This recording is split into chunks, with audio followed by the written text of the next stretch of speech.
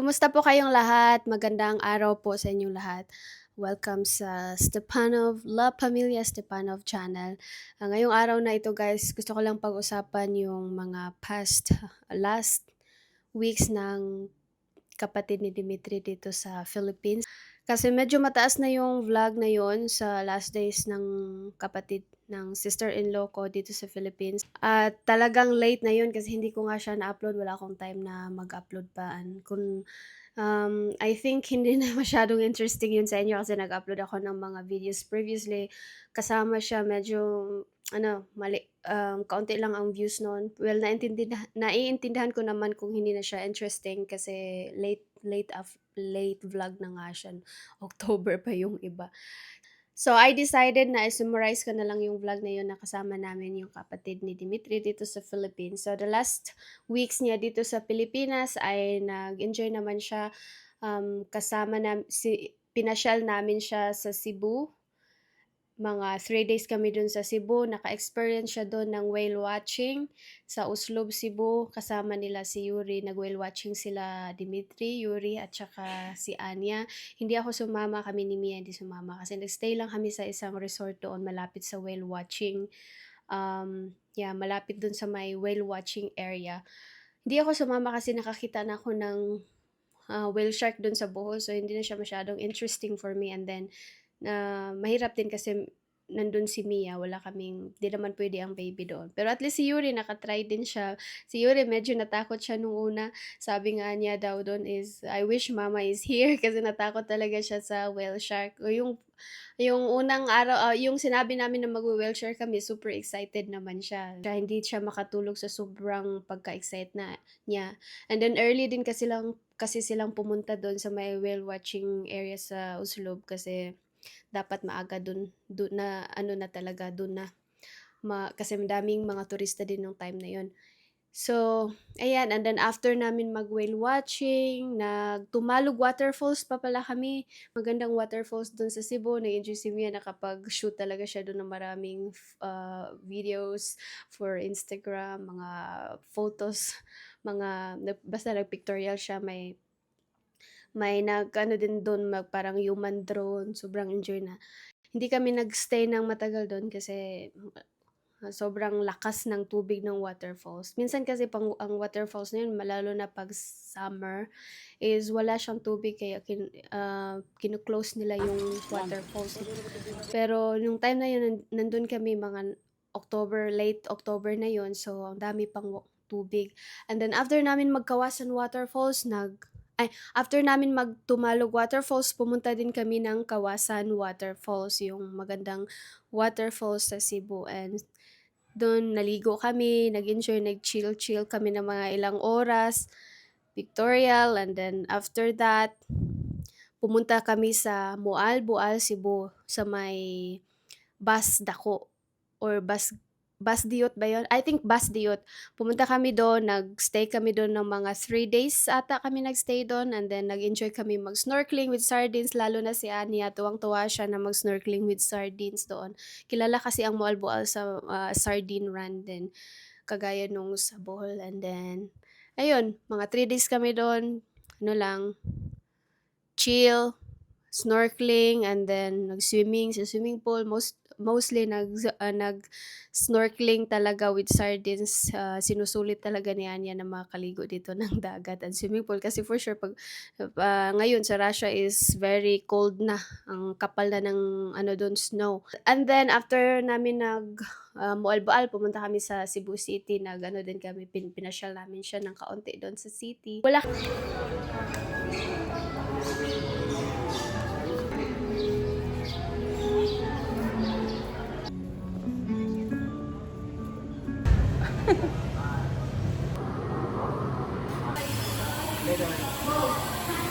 nag-city walk lang kami ng kaunti. Mostly nag-stay lang kami sa hotel. And then isang araw lang kasi kami doon, and then bumalik kami sa Negros Oriental. November 1, umuwi si Anya sa Russia. Palipad siya from Dumaguete to Manila to I think Qatar or Dubai, UAE, somewhere there yung niya. And then from there, going back to Russia. So nakauwi na si Anya, matagal na, nung November 1 pa siya wala dito. And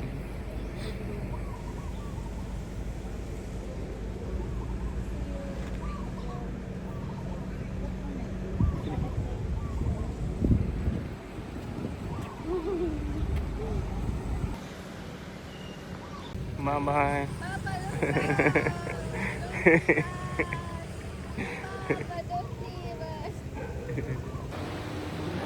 Nakakapak.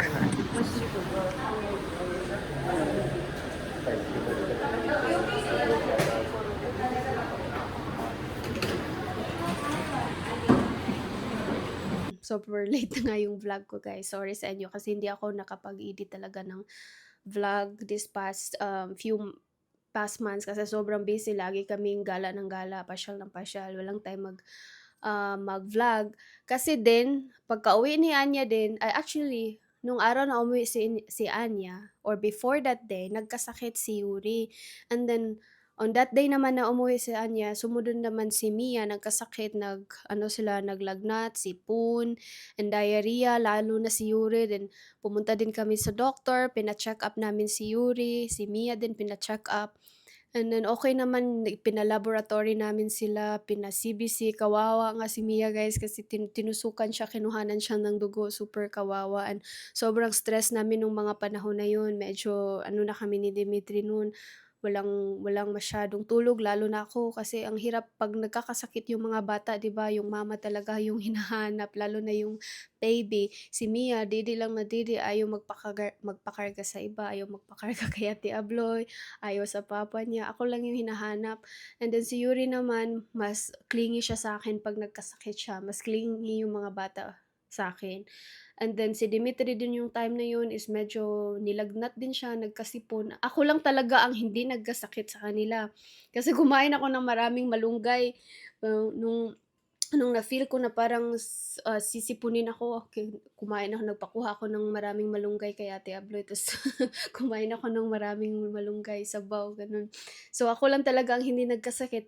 Nagtagal din yung sakit nila Yuri, mga one ano yata yun, 1 week, 7 days talaga, 1 week. Sila Yuri at Mia, sinipon, lagnat, super stress ko nun kasi wala akong tulog masyado. Si Dimitri din minsan nag-aaway-away na kami dito ni Dimitri, parang nagsasagutan na kami.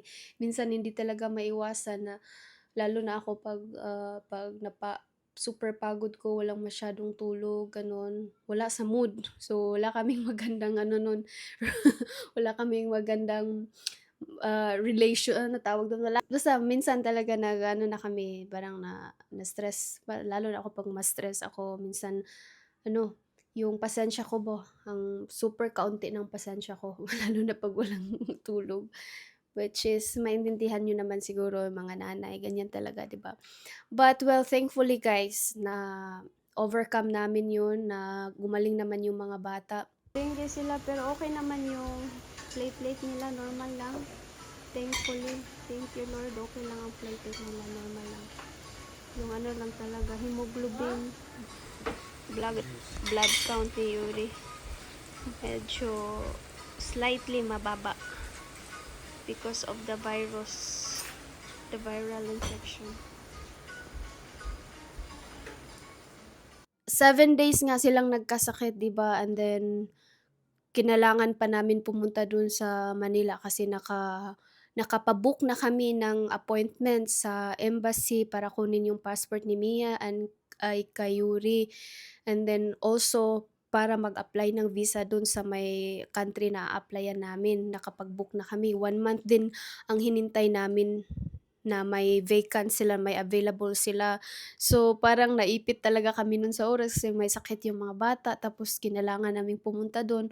Thankfully talaga nung araw na pumunta na kami sa Manila is naging okay naman si Yuri. Si Mia medyo may sipon pa siya, pero parang hinog na yung sipon niya yung time na yun. So, and then so medyo okay na si Mia nun, si Yuri okay na din, gumaling na siya sa sakit niya nun.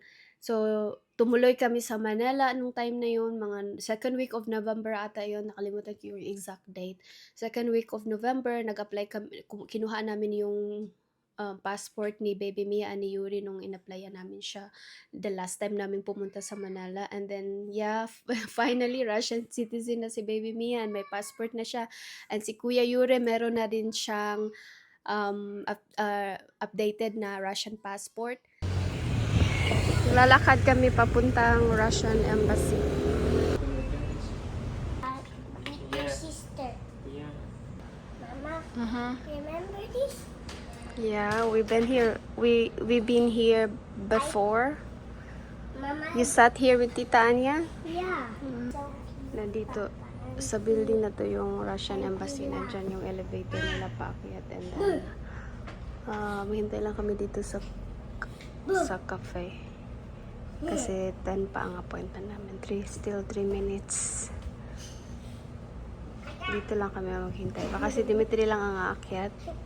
And aakyat na si Dimitri.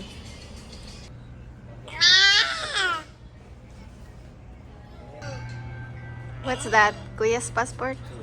Wow! You have new passport na, Kuya. Not a baby anymore. Not a baby picture anymore.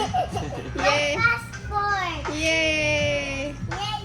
I mean, I need to wait 1 hour. Huh? 1 hour need to wait. I need this passport. Really? Just 1 hour? Wow, that's so fast. Abba, this is my just passport, Papa. You just print right away? Oh. Abba, this is Because my it's just 5 passport. years. It's not without biometric. Abba, Ah. this is not your passport. But at least it's for 5 years. Like your old one. This one for Yuri, it's for 10 years already, this new one? No, it's 5. It's still 5? Ah, for kids, just 5, yeah? I can already make for them. Mama, this is I my, decided my Mama, choice. my old Better, one, faster, Mama. and cheaper than Mama, my old you one know, by is the still me. Yeah, like that. you were still a 15 baby. years old. See that? You were still a baby. Don't show that.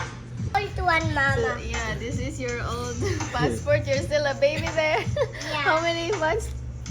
1 2 month. months. 4 months. No, And 1 now month. this is me now. Yeah. Show that now. This is my Papa. new one. Can Show the I now. show? No, no. Yours. Not yours. You don't know what to do. So, kailangan namin maghintay sa passport ni Mia. Mga 1 Papa. hour lang daw. I-print na nila kaagad. Katulog ang bata. Nilakad-lakad siya ni Papa niya sa labas. Balik kami sa aming Airbnb. Nakuha na namin ang passport ni Baby Mia. Meron na siyang passport, Russian passport. Good for 5 years. And then after nun, 1 week kaming nagstay sa Manila, guys. Time pa yun na may bagyo, yung kasagsagan ng bagyo. Anong bagyo yun? Yung nasira talaga yun sa Cebu. May baha dun sa Cebu na maraming namatay.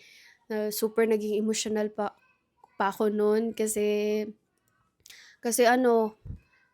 may mga batang nangaruling sa labas. Yuri, the main. Ay! Si Yuri!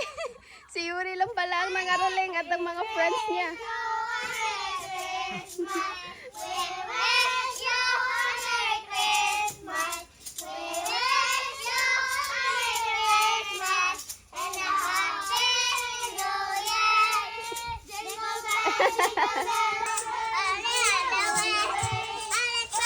Give them, Papa.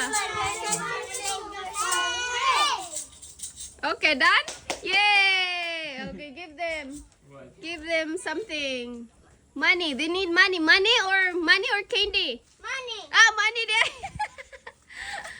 Dili pwede kuan, rice and chicken?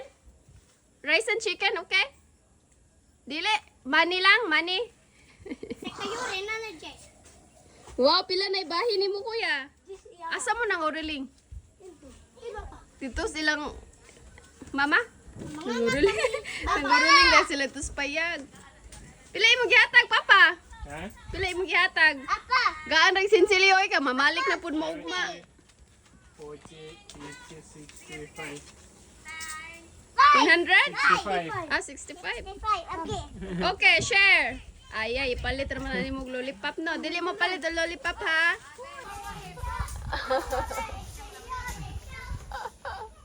No? Si Yuri pala ang nangaroling guys, siya ang leader, nangaroling sila kasama yung mga friends niya, mga anak nila, and then kapitbahay namin ng mga bata dito. Nakakatuwa sila. Kasi may nangaroling kanina ng mga matandaan, after nun, nangaroling din sila mga bata. So, well, anyway, asan ako nun? Yeah, nagstay kami sa Manila ng 1 week, and time pa yun ng yung may baha sa Cebu. Naging emotional pa kami noon kasi ang daming namatay nga noon. Nakakalungkot talaga yung nangyari sa Cebu, na marami ding mga baby no na nahiwalay sa kanilang ina, naanod. Sobrang nag-scroll ako sa Facebook, ang dami no, na talagang naging emotional ako. And then si Dimitri guys, nagkasakit na naman siya dun ulit. Kasi nung nandito pa kami, nag-start yung parang uubuhin, sisipunin siya. And then doon naging worse doon, naging 40 something, yung 40 point something yung lagnat niya. Tumawag na siya sa kanyang mama kasi yung mama niya is doctor. So alam ng mama niya yung dapat inumin niyang gamot. And then inadvise na din siya ng kanyang mama na ng aking mother-in-law na magpa-check up na doon sa Manila. Pero sabi niya obserbaran lang niya. And then ayun, so mga 2 araw siyang may lagnat na 40 degrees doon. Minom siya ng Biogesic, Advil, na paracetamol. And then naging okay naman siya. And then nag-apply nga kami ng visa doon sa country na gusto naming puntahan, napasa namin ang mga requirements. Yung mga time na talaga yun guys, parang hindi ko feel ba na pumunta ng Manila kasi nga 'di ba wala akong masyadong tulog, gano'n. Lagi pa kaming medyo nag-aaway kami ni Dimitri no'n. Nag-away nga kami do'n sa Manila guys kasi sabi ko sa kanya, "Wag na tayong pumunta," kasi parang na-stress na ako ba sa lahat ng mga requirements. And hindi ko nga siya tinulungan no'n sa mga requirements nung nandito kami. Siya lang talaga yung gumawa ng mga requirements para sa visa. Ang dami-dami kasing requirements guys. And then 'di ko siya natulungan no'n kasi busy din ako sa mga bata, and then siya lang talaga ang naka-focus no'n. And then meron siguro, nag-apply kami do'n sa Manila, and hinintay namin siya after 1 week kami nag-stay do'n, and then bumalik kami dito. Pasa na namin yung mga requirements do'n, iniwan namin yung mga passport namin kasi kailangan 'yun. And then binalik na nila, umuwi kami dito, binalik nila yung passport namin after, I think after a week yata nabalik yung passport ni Mia, kay Yuri at ako. And then parang kinabahan na kami nun kasi bakit wala yung kay Dimitri. So, pinuntahan namin sa LBC talaga, sa office nila sa may ano tawag, sa facility office nila sa Dumaguete. Kasi hindi na kami makapaghintay na i-deliver dito, so pinuntahan na namin. And then parang ano namin, pagka pagkahawak ko nung package namin na passport, parang sabi ni Dimitri, "Oh no."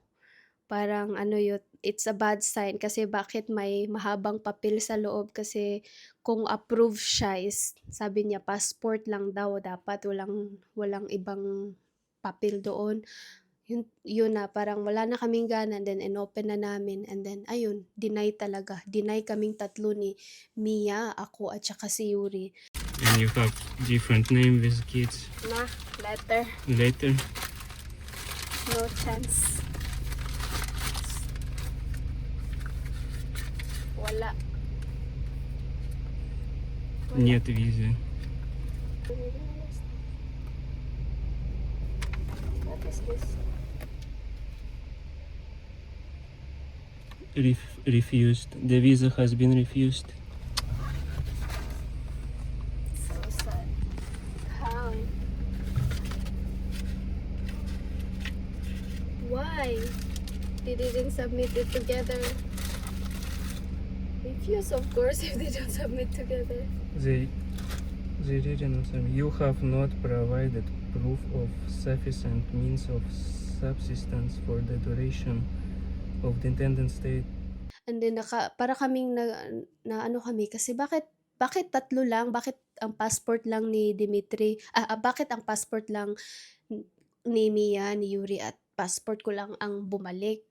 Kasi ang tagal ng kay Dimitri. So nag-message kami sa embassy doon sa office na prinasisan namin ng visa. Nagtanong kami bakit gano'n, bakit yung sa akin lang at sa mga bata yung bumalik. So sabi nila yung kay Dimitri still processing pa daw. Ko bakit family kaming nag-apply, bakit still processing pa yung kay Dimitri? Kasi dapat hindi nila chinek yung sa amin na separate sa kay Dimitri kasi siya yung main na ano namin, main na ano tawag dun? Dapat siya yung mag-sponsor sa amin, main source of income sa aming travel. May proof of income kasi kami nilagay doon kay Dimitri lahat.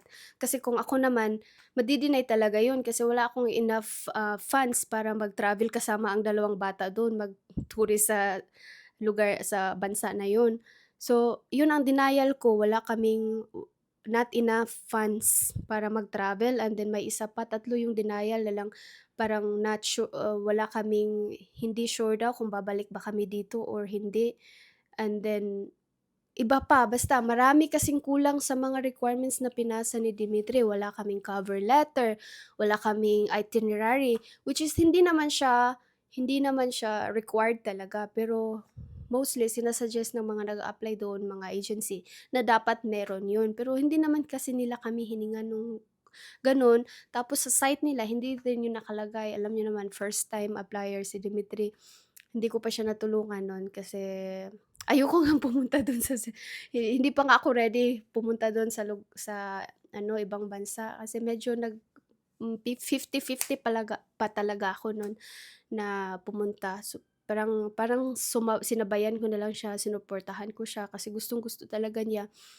Pero and then naging hindi ako natuwa na hindi na-approve kasi nalungkot din ako kasi lalo nang nakita ko mukha ni Dimitri kasi ang daming oras ang ginugol niya do'n, ang daming pera ang nasayang niya do'n para lang sa pag-apply sa visa na 'yun kasi plane tickets namin, mga accommodation, pagkain namin do'n sa Manila, 1 week din kami doon and then, visa fee pa nung pag-apply na 'yun nagbayad pa kami ng malaki. So, parang talagang nalungkot ako sa nangyari kasi yung passport niya, naghintay din kami ng mga 2 weeks bago bumalik dito sa amin. Bago pinadala nila mga 2 weeks din yun and then pagkabukas nga namin yung sa kanya din is denied din. Nag-message pa kami sa consulate, sa pinrosesa namin ng visa.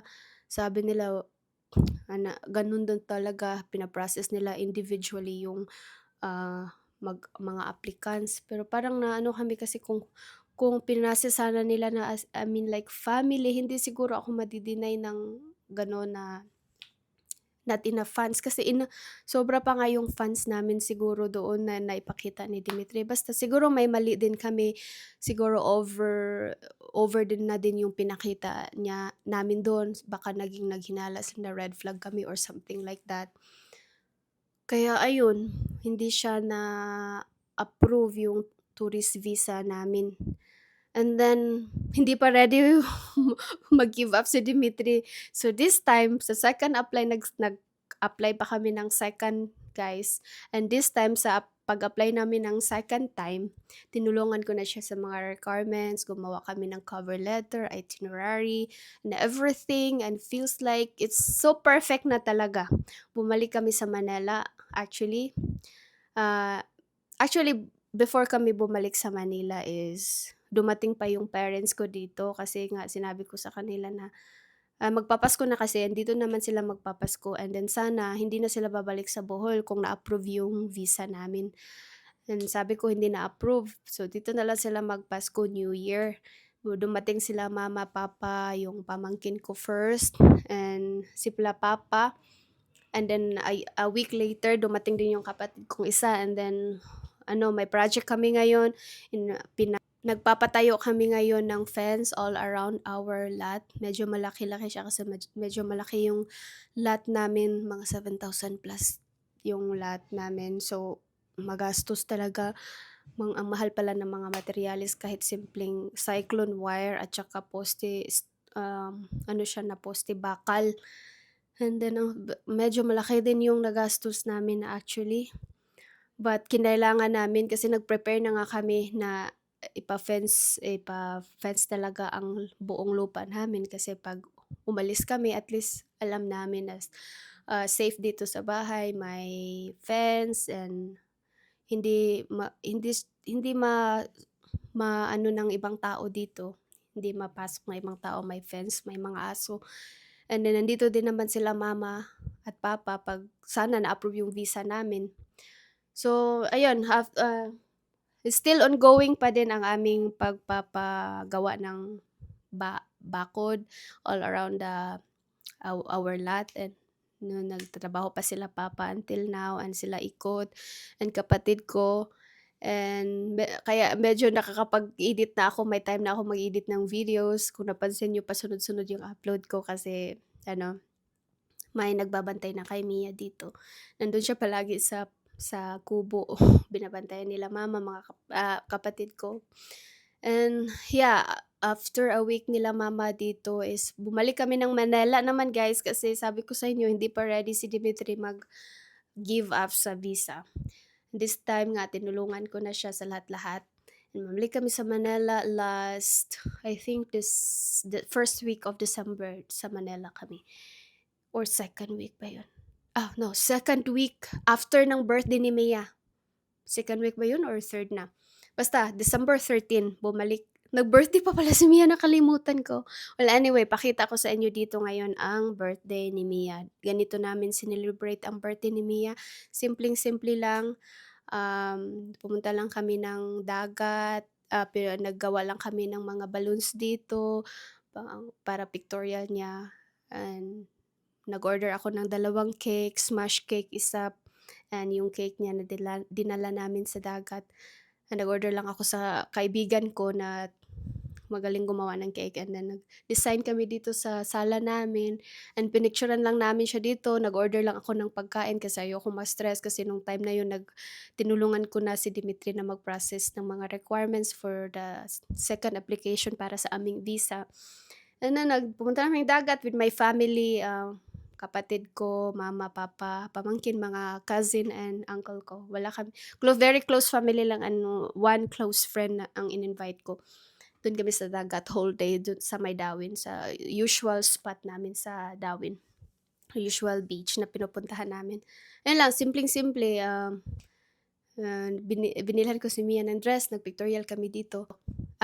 Ipapakita ko sa inyo ang some clips dito. Appa, I'm gonna bring this, okay?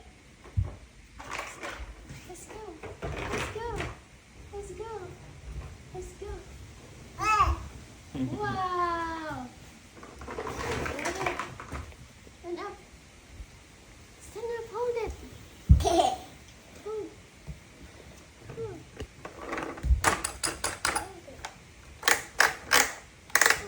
Let her walk. Go there. Go walk. Walk. Go. Mama, let him go. What? Uy. Go, go, go. Go, go, go. There. There. Liko. Turn. Turn. Turn. He can turn around by himself. Here, not there. She said. Go. Come on, baby. Kuya's here. Come on, Mrs. Come to Kuya. Come to Kuya. Go call her from there, Kuya. You call her. Yeah, my Baby views. sis. Hmm? Baby sis, A little. come to me. Can regulate. Okay. Mrs. Go, go, go. Okay, go. Go, go. Call her, Kuya. Baby sis, come here. Come here. Go, go, Mrs. Wow, walking. Wow, practice walking ikaw. Wow. Oops. Turn. I'll help you. Thank you, Kuya. Yay! You're here. You are right. Not yet, actually. Yay! Oh, okay. Go to Kuya. I'm not there. Look at her reaction. What's this? What's all of this?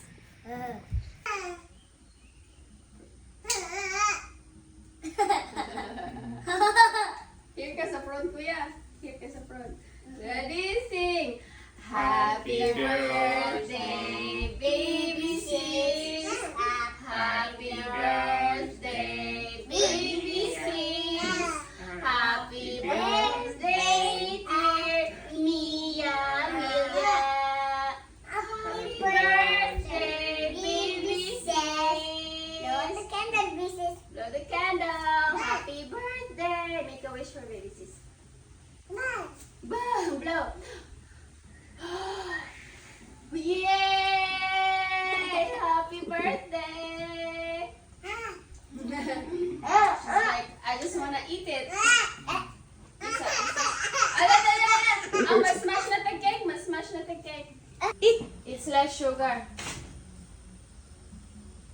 I asked to put very less sugar. Yummy, baby sis? Yummy?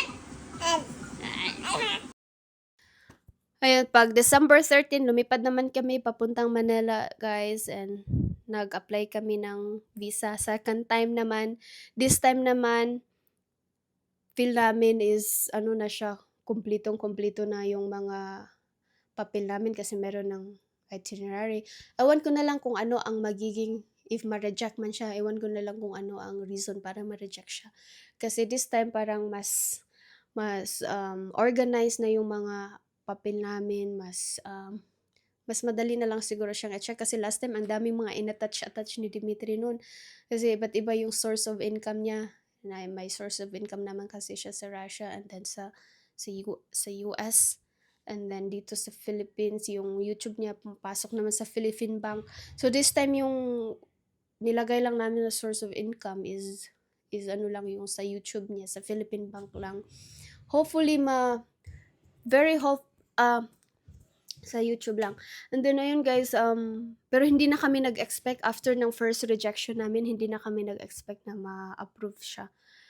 Pero at least trinay namin lahat, ang best namin. Nag-try kami ulit. We failed at first and then we try again para pag mag-fail na naman kami ulit, at least masasabi namin, at least trinay natin ulit. Kung hindi talaga para sa atin, ay hindi talaga para sa atin. Siguro hindi ito destined para sa atin kung hindi siya ma-approve. Sinabihan ko na si Dimitri. Siguro ano siya, redirection, not a rejection. Just think of it as a redirection, not a rejection. Kasi may reason, there's another reason bakit hindi ma-approve. Kasi feel talaga namin, parang wala na kami, trinay lang namin, pero sa isip namin parang siguro hindi siya ma-approve. I mean, nag-try naman kami ulit, pero parang hindi na 100% na nag-expect kami na ma-approve talaga. Yun nga, today lang, naka-receive ako ng message na after 1 week yata? Yeah, after 1 week namin, after a week nung bumalik kami from Manila here to process our visa. 1 week later is, today lang, naka-receive ako ng SMS na isi-send na daw yung passport ko through LBC back here, going to Negros Oriental. And parang ngayon lang araw, nawala na rin kami ng pag-asa, guys, kasi yung bumalik yung message nila is 3 passport lang yung pabalik na dito. Sa akin lang at saka sa mga bata. Parang same na nangyari doon sa last past application namin, sa first application namin. Parang yung sa akin at ang mga bata yung naunang na-check. Pero this time naman naglagay kami ng cover letter and itinerary and something affidavit of support. Naglagay pa kami ng affidavit of support doon na kami, isusuporta kami ni Dimitri financially sa aming travel doon. Pero parang, I don't know, feel na namin ni Dimitri na ma-reject siya. Kasi bakit 3 passport lang ang bumalik, tapos yung sa kanya still processing pa. Kasi dapat yung sa kanya yung naunang na-check, diba? Kasi kung na-approve yung sa kanya, dapat approve na yung sa amin. Pero kung ang sa amin naman yung unang na-check, madi-deny talaga yun kasi wala naman akong pera masyado doon sa bank na statement na nilagay ko. Kasi si Dimitri nga yung main source of fund. Siya yung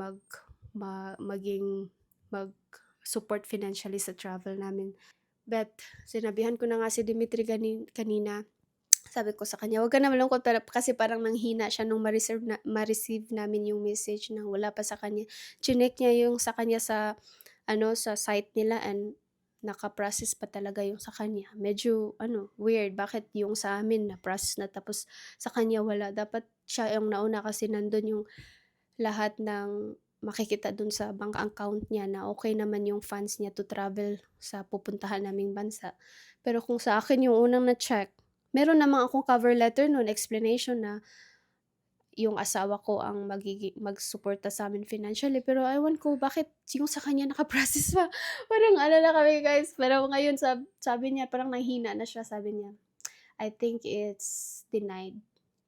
Sabi niya, "It's possibly denied." Kasi same nung nangyari sa first application natin, yung passport niyo lang 3 ang bumalik after a week. So wala na, sa isip namin ngayon denied na talaga siya. But we'll see guys sa pag na-deliver na yung passport namin dito ng LBC. Kasi yung kay Dimitri nasa Manila pa. Yun lang, parang nanghina na. But anyway, sabi ko nga sa kanya, maybe this is a redirection. Kung hindi talaga para sa atin, hindi yun magiging atin. Maybe we'll try next time, next year naman siguro kasi sobra-sobra na ang pera na nagastos natin sa application, 2 application. Sabi ko sa kanya, maybe we'll try another country next year or we'll try another kind of visa next year. Sabi naman, okay naman siya. Pero hindi pa rin naman siya totally nawala ng pag-asa na makakuha ng visa sa country na yun. Try na lang namin siguro next year or after 2 years and mag-apply kami ng ibang visa. Kailangan lang naming kailangan namin ng more funds para ma-prove namin na pwede kami pumasok sa bansa nila. Basta guys, hindi ko na medyo din naman ako, parang hindi naman ako, sabi naman ni Dimitri nung nasa Manila kami, hindi na ako nag-expect 100% na ma-approve to, pero try lang natin, baka naman kasi, pero sabi niya, hindi na ako totally malulungkot like nung first denial. If ma-deny man tayo ulit, hindi na ako, super lungkot like first denial natin. Kasi nung first denial talaga, sobrang lungkot niya, parang wala siyang ganang magtrabaho. Ako din parang nagka-apathy kaming dalawa. Nag-procrastinate dito sa bahay, walang masyado ng ginagawa. Pero kung hindi man siya ma-approve guys, patuloy na lang namin aming buhay dito sa Philippines. Maybe some of you guys will be happy to hear this kasi ang dami ding na nagko-comment sa amin na wag kayo umalis kasi maganda naman yung lugar nyo, gano'n. Na maraming nasasayangan. Ako din naman actually nasayangan ako. Hindi pa nga ako ready umalis nung time na yun. Kaya nung first application, hindi ko siya tinulungan. Pero yung second application, tinulungan ko na siya, pero hindi na kami masyadong nag-expect. So, patuloy na lang namin ang aming buhay dito sa Pilipinas. And we'll try again, maybe after 2 years or after a year. Try kami ulit, ibang visa naman. And we'll move forward with our life.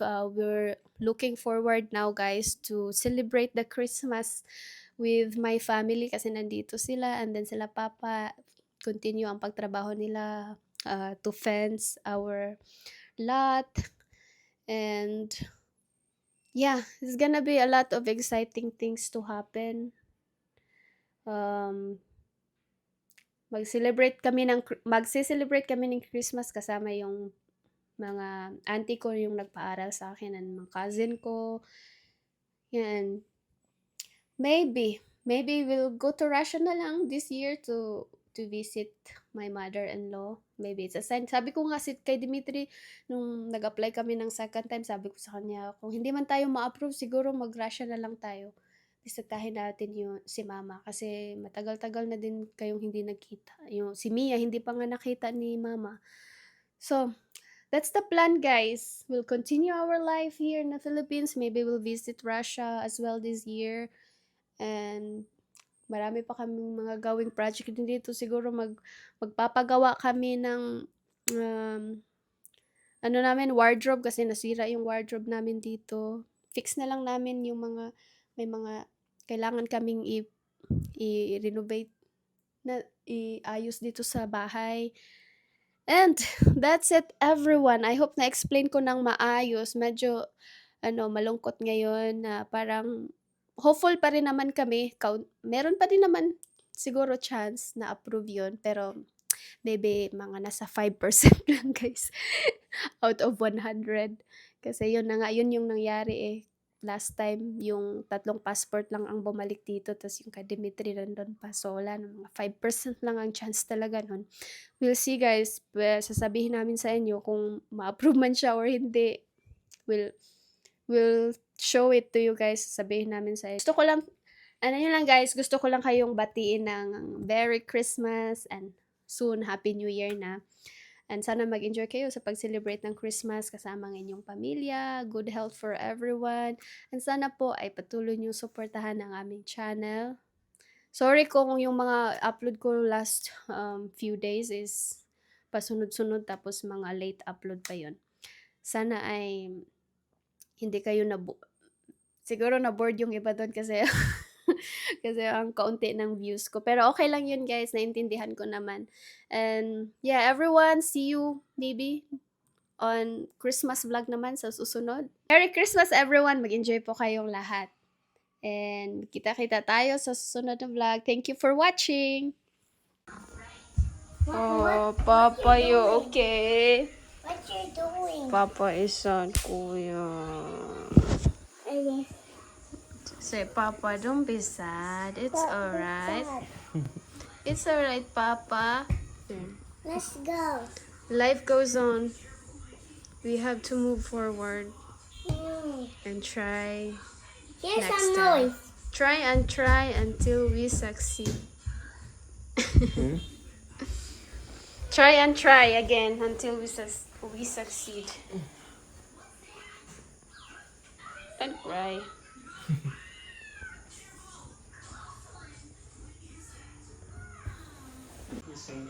I'm sad because I'm dead in game. Sabi ni Yuri, Papa, don't give up, Papa. That's right.